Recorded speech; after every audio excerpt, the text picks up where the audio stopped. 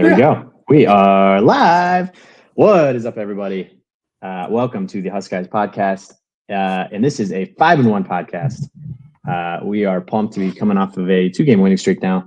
Boys are looking good, feeling good, and we are sitting here and need to be grateful that we are 5-1. We'll get into all the good, the bad, the highs, the lows, the ups and the downs of this program and the stuff that we've seen in the first half of the season is what we're going to dive into today. Mainly talking about Rutgers, but also want to talk about what we've seen in the first 6 games of the year and what to expect the next 6 games. But hey, 5-1, brother. How are we feeling? Really good. I mean, after what we saw last weekend, just the complete carnage and just the absolute onslaught of just like 5 of the top 11 teams losing, I was like, the door is open, folks. The door is open. That's all I'm saying. It's cracked. It's cracked, and there might not even be a light on inviting you to come in, but the door's cracked. Ooh, this team reels me back in. I was right on the cusp. I'm wearing the run the damn ball. I'm wearing if we die, we die. If we die, we die from Matt Rule. But I was right on the cusp of bringing back out that this is the year. Right on the cusp of it. I'm not quite there yet because we can't punt the ball and we can't kick field goals and we can't kick extra points.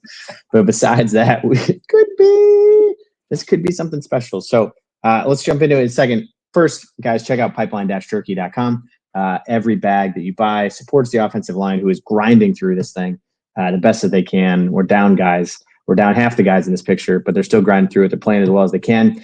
Buy bags, support the boys up front. Every bag pays a royalty to the offensive line. Pipeline-turkey.com. Next slide. Let's check out that Huskers store. Oh, yeah, we're doing a lot of fun stuff. We've done tailgates. We've done steak nights. We're going to do a bunch of Pipeline steak stuff heading into Christmas season. So stay tuned, pipeline-turkey.com. For the Omaha Steaks partnership. And then one more from the Huskers. Check out huskersstore.com. We got a lot of really cool stuff, a lot of good gear. And Pipeline Jerky is good. Thank you, Cornhusker Corner. Tune in, check it out. All right. So let's talk about this. I put this in because this is what we had talked about before the season started. Yeah. And I wanted to see where they were at. And first off, I always like to talk about just the high level qualitative stuff of watching this football game and how you feel watching it before we kind of get into what we saw and what the impact was. So a 14-7 win. So we need to obviously appreciate a win as a win. We're 5-1. We're feeling good. I will say there's definitely the fan base is feeling a little rocky at the performance and what they're seeing. I'm kind of switching into I'm into it mode, where I'm this is just how we win. And you sort of it is unbelievably stressful. But I guess here's what I was going to say, watching it, I thought with a 14-0 lead, the way the defense was playing, and the way that they couldn't really do anything. And then with the swirling wind, even with Dylan playing not as well, 14-point lead, I was starting to do the math in my head as we hit the fourth quarter. I never really felt that threatened. I did, obviously, once they scored with 4 minutes to go, there was an element of, here we go again, and all the one-score game stuff started to pop up. But they had to go 80 yards, and I just didn't I don't know. I was not I'm usually full meltdown laying on my back on the floor watching these games. This one I was kind of we're going to win it. It's just going to be ugly. And we did. You've gotten so much better. I'm proud of you. This is watch it. Yeah. I mean, it's a mental health issue, and you're just progressing through the steps, and you're reaching kind of the final levels of acceptance here. And it's good. It's good. It's healthy. Yeah, I mean, this is what it kind of feels like to be an Iowa fan, I have to imagine. It's just, you're just that was mortifying. I mean, that was you're we're not even good. The second the game ended, I just went and washed my hands. I was just ugh. You're not even I'm not even sure if we're good. You're I'm not sure we're good, but you win every week. I don't know. It's you win, and it's the way we keep winning. It's even and I think I put a slide up here in a second, but it's we just don't score in second halves. But we're also never really threatened. We didn't score the entire second half against Colorado, but we were never never thought we were going to lose. We didn't score the entire second half here. And we're I don't know. I guess this is just what we do. We just kind of build leads in the first half, and then just kind of hang on just for dear life. This is hang on for dear life. And we're just playing field position game. And I think the roller coaster, and you're all right, I just got to get off the ride now. I think there's a little element too where there's this I went in fully Rutgers is good, right? Rutgers is 4-0. They're undefeated. They just beat Washington. They've got a really, really good running back. And so I went in with the mindset of like even when it's 14-0 or in the second half, we're just playing the field position game. I was like, this is what we do. This is how we like win games. And I sort of got out of my brain this like, this is Rutgers. We should be beating them 56-0, which I sort of felt like we probably should have. But also, I think once you kind of get past that, you're like, this is just a hard fought Big Ten football game. I don't know. It made it more enjoyable to be like, great win, boys, even though like we didn't have a first down in the second half and we can't punt or kick. Yeah, it was. I mean, I was glad to have some highlights. The second half offense just felt like it was a. They also felt, I think, the same way you did. They didn't feel threatened, so they were just like, yeah, we're good. We're good here. Let's see what these guys can handle. Let's get into some stuff. Sorry, I pulled the slide down, but the I think that's kind of want to touch on this. That there was that, just like you said. I mean, in a weekend that Alabama lost, Tennessee lost, number 4 Tennessee, number 9 Missouri, number 10 Michigan, number 11, like basically everybody lost, and they lost in egregious fashion. I mean, Alabama losing to Vanderbilt is like probably the biggest upset in the last 10 years. I mean, a lot of people are comparing it to like App State type thing. I mean, Tennessee wins a surefire, loses a surefire game to Arkansas. They should have won. Missouri got blown out. Michigan looks like they stink, and USC lost. So like, it is, Rutgers wasn't great. But I think we're kind of discrediting them because I think we made them look worse in the second half. And I think they beat Washington, and then Washington turns around and wins a big game this weekend. So, survive in advance, just kind of 5-1. I don't know. It's hard to complain about it. Yeah, no, 100% agree. I mean, like, you look at this list of teams that lost, and it's like, a lot of the who's of college football. Tennessee losing to Arkansas, who was unranked. Bama losing to Vandy, who was unranked. Michigan losing to Washington, who was unranked. USC losing to Minnesota, who was unranked. Yeah, crazy.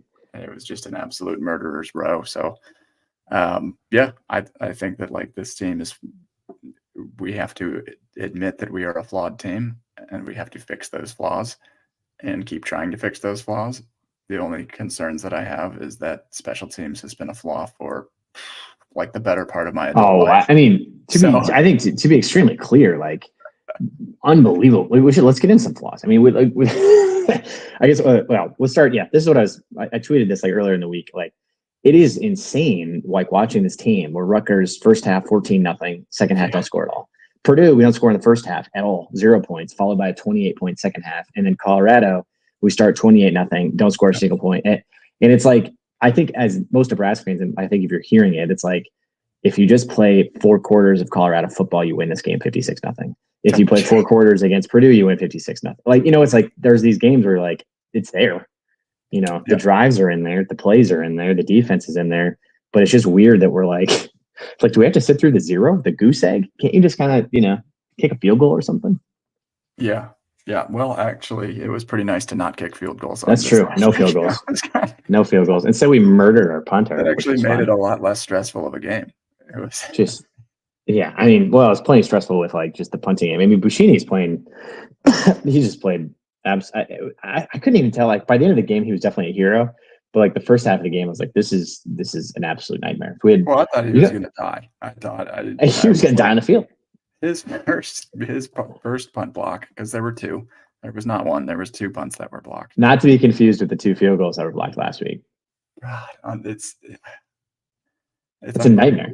It is a complete nightmare. It is like totally not explainable in one simple sentence. It's like, just do your freaking job. Like, special teams just comes down to like, I guess like the best way to put it is that we would be a very good team, I think, if we just had average special teams. Like not even a unit that like returns punts and like returns kickoffs and like and takes them to the house and like blocks it, but just don't be a net negative. You know what I mean? Like just think about how insane that game was. Make some kicks. But think about how insane that game was, where like they block the punt, they bring it back to the 1, which I thought he was in, and I was fully like, all right, this is wheels are off, meltdown mode. He gets down to the 1, and it literally, I'm not exaggerating. When he got down to the 1, I was like, I don't think they're going to score. Like I just had this weird once they stopped him on first down, I was like, I think the Black Shirts are going to stand up here. Like, Yeah. we haven't given up. And then We haven't given.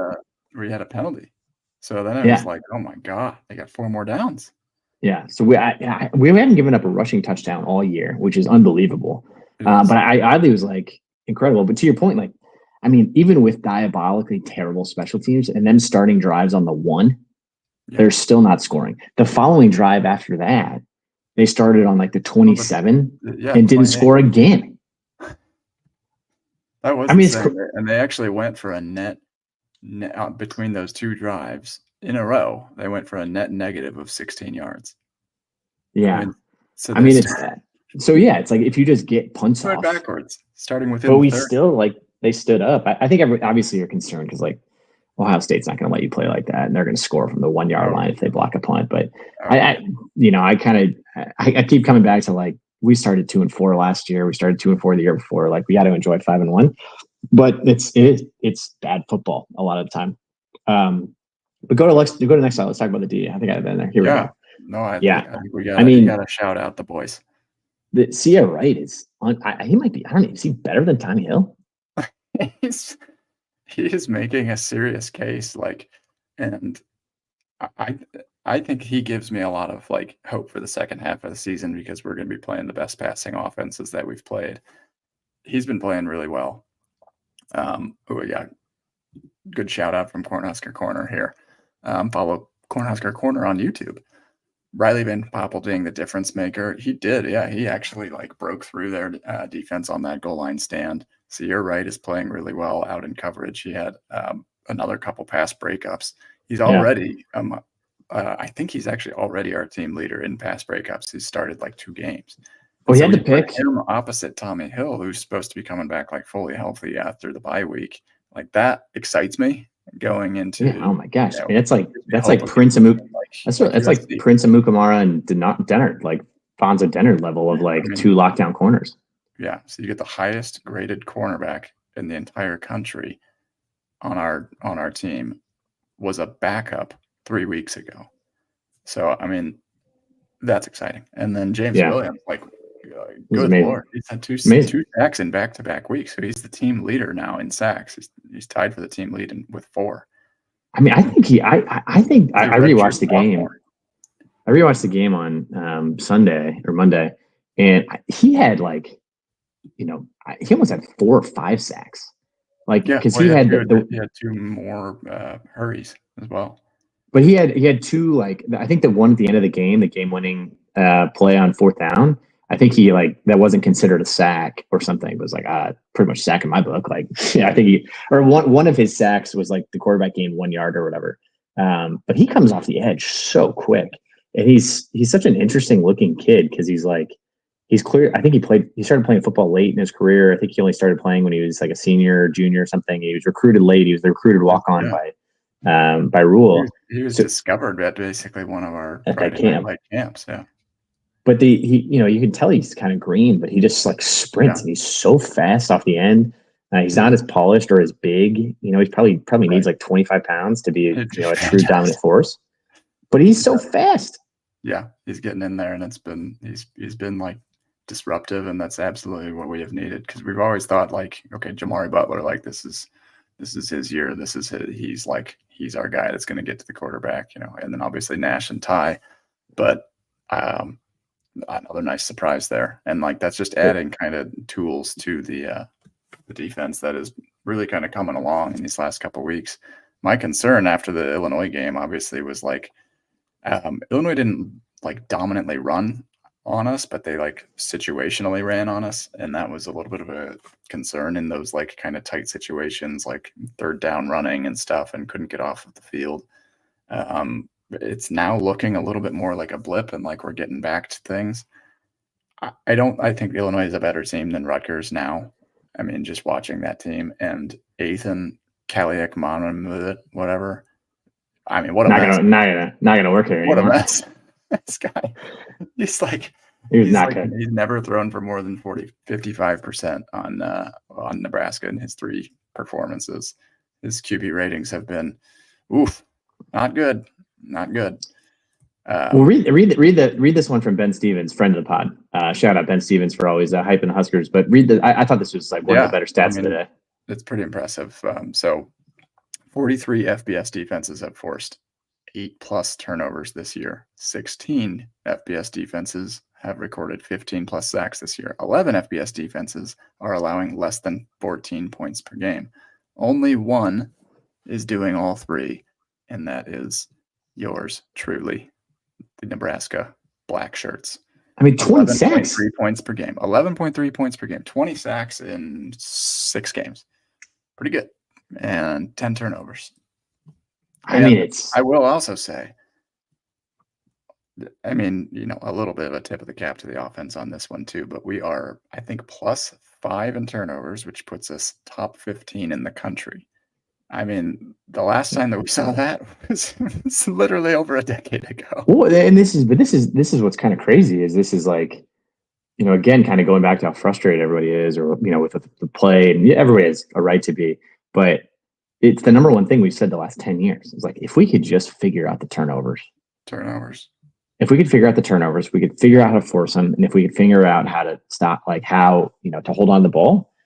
You're talking about the difference between 3 and 31 or whatever in 1-score games, and 16 extra wins, and we're starting to win them because it's like literally it's just that simple. It's just like hold on to the ball. Adjustments, like you pointed out in this tweet as well, but the mid-game adjustments. So Monongai had 8 carries for 64 yards in the first quarter. In the second quarter, 1 carry, 1 yard, and in the second half, 10 carries for 14 yards. And Monongai before the game was third in the country in rushing. Yeah. So they started out doing exactly what we thought they were going to do, and I was peeing down my legs. I was like, you were Melvin Gordon spiral. He had 64 yards in the first quarter.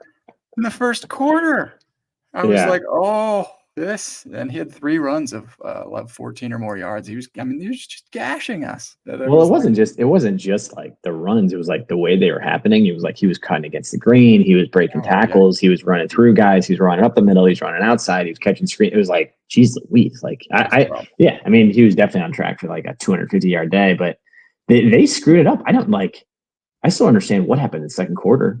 I mean, they just had Ethan throwing passes the entire second quarter. I was like, what are they doing? He got the ball 1 time. And then, it's fortunately the second half because he got 10 carries. Like the defense figured it out and were able to bottle him up. But that second quarter to me was like, I would just give this kid should get 40 carries. If he had 40 carries, they would have beaten us 28-0. Kaliak-Manis was 15 for 37. So bad. But he wasn't even close. It's not like he was like an average of 5 yards per pass play.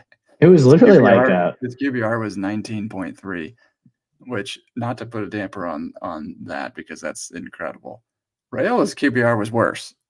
11.3. He put I just thought Kaliak-Manis was putting on the Joe Bowserman from Ohio State. Right? Yeah, right. And where it was like, oh my God, all they need to do is like, you're like, this guy he can't do anything. Stinks. Where did they even find this guy? Oh, they found him from Minnesota, and Minnesota also couldn't throw with him. Yeah, he's also like a career 58% passer or something. I was like, you can't just like make an inaccurate passer accurate. But no, yeah. Anyway, the D was outstanding. Dylan. So there was I put up this midseason true freshman All-American team. We've got Dylan on here and Ja'Cory Barney, who are playing outstanding. Let's talk about Dylan for a little bit, because I just went immediately into, as I do in like my mental health issues from watching this team. I just immediately blamed the wind for the entire game. Like I just threw the whole thing away I think with Aiden up in there. Well, I think with Kaliak-Manis too, of like he couldn't complete anything and he wasn't even close. Like the wind, the announcers the entire game were talking about the wind. So I purely just went to like, all right, this is the wind, throw it out. Rayola didn't have a bad game. Yeah. It was just wind. That was it.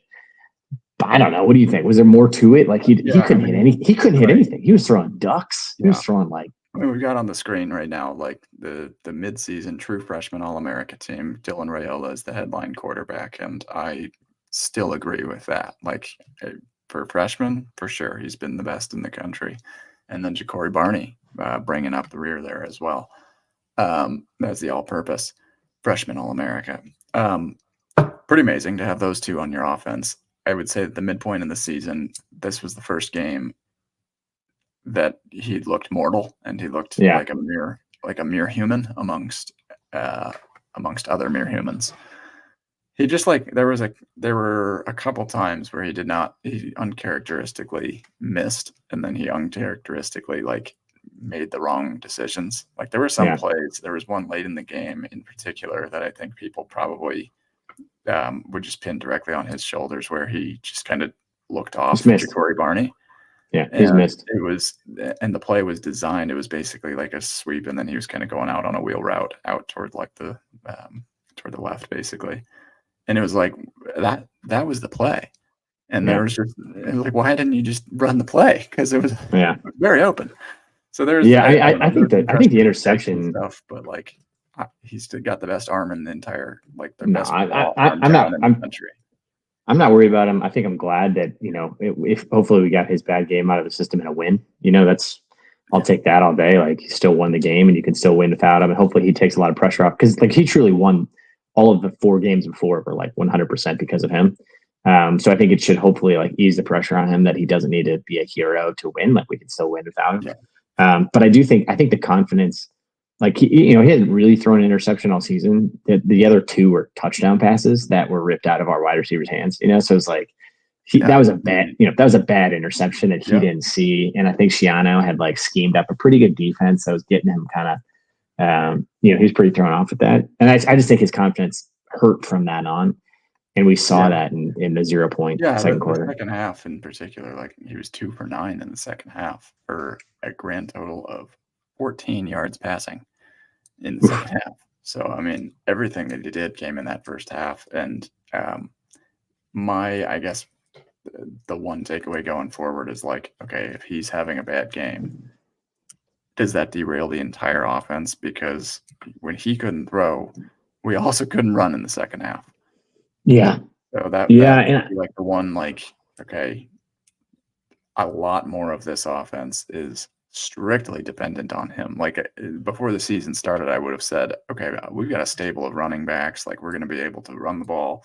We're going to be able to do, but I think we just saw when Rayola's off. Yeah. It's a problem. He opens everything. We don't have a great running game to fall back on. No. We ran for 2.3 yards per carry on the day. I think everything else opens up when he's playing well, though. When he's completing deep passes to Naylor and Banks, who didn't have a ton of big plays or big catches, it opens up the running game, because all of a sudden everybody's running deep to cover. You got to cover Fedoni, you got to cover Naylor, you got to cover Banks, you got to cover all these guys. And if he's not completing those passes, then we're not running. They had 7, 8, 9 guys in the box for most of the time. So you're struggling through that, but I think he'll come back. I like that we're coming back against Indiana. I refuse to believe Indiana is Alabama all of a sudden. I just don't understand how that's going to happen. 40 points every game. They just haven't played anybody. But we'll see. They're coming off a bye week, I think, as well, and so are we. It's going to be a clash of the Titans out in Bloomington. Titans. Pretty stoked. Be awesome. We'll move on through. You find it. Sure. Yeah, I mean, my parting, I guess, points was that Sue being in the house, that was pretty sweet. Just seeing him lead them out of the tunnel, Sue getting into the Hall of Fame.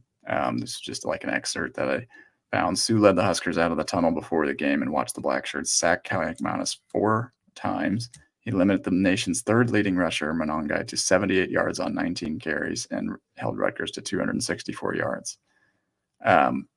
Picked him off twice, kept him out of the end zone 6 times on plays from inside the 2. That was just an elite black shirt defense, and that was a classic Big Ten West win right there. And you'd rather win than lose. It was not perfect, and I feel like we've said that 3 straight weeks now, but it's 3 straight wins. I don't, what am I to complain about, I guess? Yeah, go back to that Big Ten slide, so I can see that. I put this up, so I was like, God, this would be the year that we could win the Big Ten West, because it's ugly. and the conference stinks, and Wisconsin's not very good, and Iowa lost, and they're probably going to lose again. Iowa played Washington this weekend. Like, they could be 3-3. Northwestern stinks. Minnesota's already 2-3, and Purdue's terrible. I'm like, gosh, this would be. Obviously, we have the head-to-head miss against Illinois, but they'll lose a couple more games. It's like, oh man, we could win the Big Ten West. Obviously, the Big Ten West no longer exists, but this would be like piled up. People got about this because it's like it doesn't even exist anymore. Yeah, it's clearly a joke. But hey, here's the hypothetical Big Ten West. If it were still a thing, if it were still a thing, matter because it's not. It doesn't matter. And it's and we're like, well, hang on a second, hang on. Illinois would win the head. Wait. We would win the hypothetical Big Ten West. Illinois, we beat you. We're in first in the West. Like, guys, the West isn't even a thing. It doesn't matter. It's like clearly made this up. I don't know. The sarcasm doesn't come through in tweets a lot of times, but yeah, I know we got to get you out of here because you got to go play some soccer. But stay in shape. Yeah, we had some final grades here. We got a couple things here on the game. The rushing offensive a C, I agree with that. This is all from on 3. Passing offensive a D, I agree with that. Gosh, like no touchdown both passes. bad. 11 of 18 in the first half for Raiola, and then 2 of 9 in the second half. That was tough. Rushing defense, they had him at an A. Absolutely. I mean, you bottled up the third leading rusher. Props to you. Passing defense of an A, have to agree. Cali Manis also kind of stinks. And special teams, let's just D. I mean, why do we get a D? How do we get a D? We got a D because of Buschini's punt and then his pass. The fact that Lloyd, God, if Lloyd the fact that Lloyd didn't like beat that one guy, that would have been like one of the best highlight plays of the last 10 years. I mean, a fake punt pass, unbelievable. But we got it to their their 35 or 40, and then we didn't. Didn't score. We still didn't score. We still punted. Punts. Not great. Yes. I don't know. I'm just like I'm like, yeah. Buschini's I would love to. Man. Let's call it what did it. Like Buschini's working with a broken car. He's trying to enter a NASCAR race, and he's just like got all these broken parts. Like he's getting rushed. They rushed 10 on like 3 or 4 straight punts. 2 of them were blocked. He had half of a leg. He was wearing like a back brace on the sideline, like he couldn't even move. Like an 85-year-old in physical therapy. He was literally like showing up like with his walks out to punt with a cane. He was like, he's literally like crawling out to punt. There, just get him out there. The offense stinks. Buschini, punt it. And he's like, I can't walk.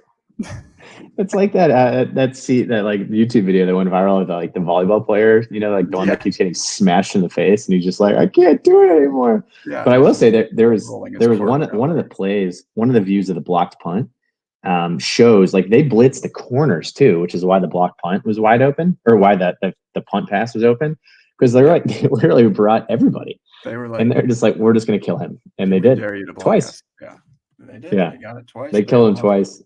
But then they also, the poor guy. But he bombed. I mean, the game-winning punt was the 70-yard punt that he flipped the field on. That after he kicked that, if that had gone to the 50, we're going to overtime. But the fact that he kicked it all the way to like the 12 or 15 or whatever it landed on, that saved the game. Yeah, no kidding. With half of a working body. All right. Yeah. So the final things, you want to announce this for us? Yeah. Well, yeah. We'll probably send this out tomorrow, but we are officially undergoing a little bit of a partnership opportunity with Underdog Fantasy. We're pretty pumped about it. These guys hoping to reach some Husker fans, and we are excited to start promoting and talk about it. It's awesome daily betting. It's got all sorts of different games, fantasy games that we're going to start talking about. Huskers are going to be in there for everything from you basically can bet on higher and lowers of how many yards Rail is going to have, how many touchdowns he scores, how many points he's going to get. So if you go to Underdog Fantasy, use promo code Huskies, you're going to get a 50% deposit match up to $1,000. So put in $1,000, you make 500. Put in 500, you get an extra 250. And we're going to be posting a ton of different cool games. You're going to be talking about, you can see Will Howard scores up here. Is he going to have higher or lower passing yards, rushing yards, touchdowns? We can do a full slate across, Raiola and Nayor and Banks. It's a ton of fun. Aaron and I've been playing it. And so use code Huskies, get 50% deposit match. And we'll be posting a ton of this over the last half of the year. Use our code, get 50% deposit match, and we'll have some fun together. Yeah, here's one that I just posted. So Cade McNamara lower than 31.5 yards, longest completion. It's basically a bunch of prop bets that all combine into forming one massive bet. I put in $10 for total winnings of $173, which I would feel great about if any of these would were to hit. But you can do small sums for like pretty large multipliers and stuff here on parlays across different prop bets. It's pretty awesome. So use promo code Huskers to do that. How do we feel about this one? Let's at least give me one quick analysis here. I got Cade McNamara lower than 31.5 longest completion. He's been easy, very slam bad. dunk. Slam He's dunk. been so bad for Iowa. It's unbelievable. So bad. He stinks. He's thrown for 100 yards in 2 of like his last 3 games. Hank Bachmeier, I have him less than 1.5 passing touchdowns for Wake Forest against Clemson. Great. I feel good about that. Great. About that. He's been a good quarterback, but Clemson's defense. Yeah, are you lower on all 5 of those? You're a mean. You're a mean. Yeah, this is my lower prop. I've got a higher prop on the other side. Luke Lachey. You're just cheering against everybody. Offense. Luke Lachey, Iowa. I've got him at less than 32.5 receiving yards. I think reasonable because he's an Iowa player and they don't like to move the ball forward. And then Kyle McManus, after I watched that performance, I'm going lowers on him all day on just everything. I went lower than 159.5. Who do they play? Passing yards against Wisconsin. Yeah. I don't like that Monangai one. Defense. And Monangai less than 100. Well, I figured, if we did it, less than 105.5 rush and receiving yards combined. I don't like that one. I like all the other ones. That is because Wisconsin's defense is solid. They're probably not. They're a solid defense. They really are. And their rush defense is solid. Rutgers had a couple of key injuries and stuff. I just don't think that they're going to be. I mean, if they trot out the same offense they just did against us, those are going to hit. Yeah, but I think Monangai's really freaking good. There's only hesitancy. Like, I mean, he's like that. That's where I kind of keep coming back to, like when we talk about how good we think Dowdell are, Emmett Johnson are, and Ramir. I'm like, no, Monangai's like that dude's a big time running back. Like his moves, his ability to run through people, get around people, catch the ball in the backfield. I was very impressed by him. Yeah, you could tell. Well, you got more. I got a couple more there. So they're handing out some free promos, basically. So Brock Purdy over 0.5 total passing yards. Duh. So you lock that one in. And then I'm comboing that with the Deebo Samuel higher than 12.5 rushing yards. I think without McCaffrey, they still try and get the ball in their playmakers' hands. Deebo gets a couple carries a game. And then Zach Charbonnet. This is the Thursday night prop. So I got higher than 14.5 rushing yards for Charbonnet.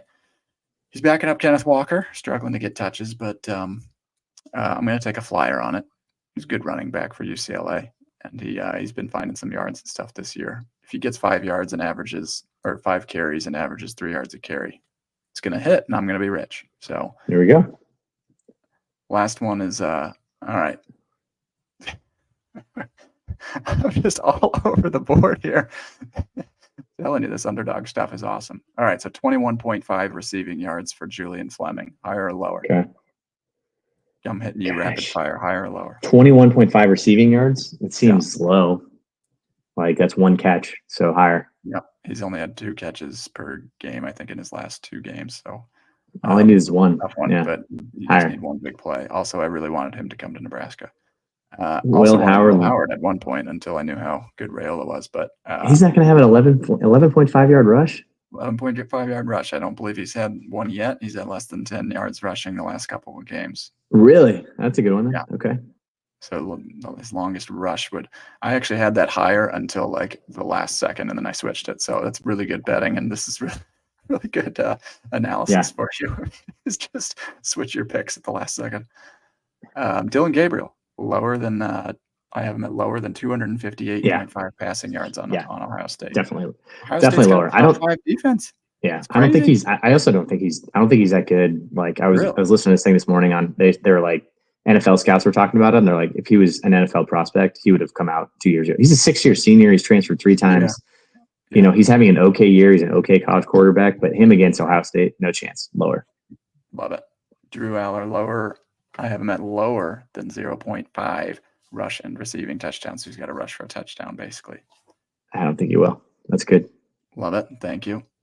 Appreciate it. And then Miller Moss got him as an interception with Penn State, right? Yeah. He'll throw an interception. He's been turnover prone all year. Okay, so you agree. So you just agree. I agree. Ready to I agree with all of them break. except the one I don't like is which one I don't like. Oh shoot, I forgot. I got one more in there too. I got Zachariah Branch, USC receiver, over 36.5. Yeah, that's a good one. That's a good one. I'm in. He's in. Lock it in. Tail it. Yeah. Lock it in. Let's make some money. A six-way. That was a dollar to make 500. Yes, that one was 10x. Yeah. No, that one was like 17x, I think. Whew. There we go.